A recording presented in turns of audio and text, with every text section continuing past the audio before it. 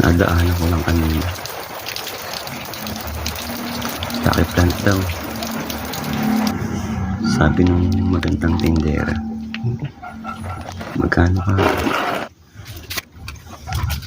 100 daw ang isa.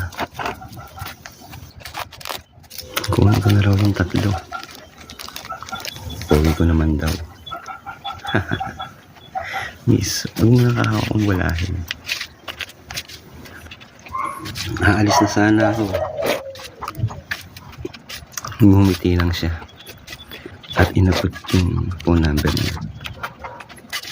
Tawagan ko raw siya kapag kailangan ko ng tulong paano ito alagaan. Ayos. Naalala ko tuloy, may paso nga pala ako sa amin.